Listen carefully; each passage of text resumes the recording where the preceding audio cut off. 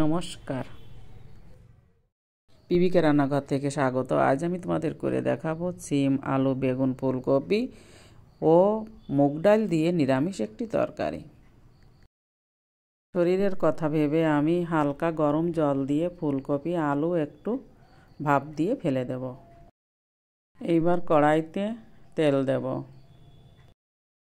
তেল গরম হয়ে গেছে, এবার আমি ফুলকপি, আলু 2 মিনিট ভেজে নেব। 2 মিনিট পর দেব বেগুন ও সিম। এইবার দেব নুন ও হলুদ দিয়ে আমি আবারও 2 মিনিট ভেজে নেব। এইবার দেব ভেজে রাখা মুগ ডাল দিয়ে আবারও একটু সময় ভেজে নেব।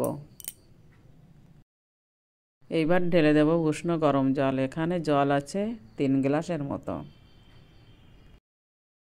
তারপর দেব স্বাদ মতো নুন ও হলুদ দিয়ে একটু সময় ঢাকা দিয়ে দেব। ঢাকনাটা উঠিয়ে এইবার দেব চিড়ে রাখা কাঁচা লঙ্কা।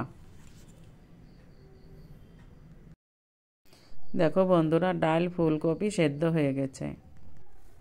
এইবার অন্য একটা পাত্রে ঢেলে নেব। কড়াইতে তেল দিয়ে দিয়েছি, এবার দেব 2টো শুকনো লঙ্কা। এইবার দেব গোটা জিরে, গোটা গরম মশলা আর একটা তেজপাতা। আর দেব পেস্ট করে রাখা আদা, জিরে, সানরাইজের কাশ্মীরি লঙ্কার গুঁড়ো। মশলার বাটি ধোয়া জল দেব। এবার দেব 1টার অর্ধেক টমেটো। মশলা কষানোর জন্য দেব আমি হালকা নুন ও হলুদ। 2 মিনিট পর্যন্ত মশলাটা আমি একটু ভালো করে কষিয়ে নেব। 2 মিনিট পরে গিয়ে আমি সেই তুলে রাখা তরকারি ঢেলে দেব। রান্নাটা প্রায় শেষের দিকে, এবার আমি নামিয়ে নেব।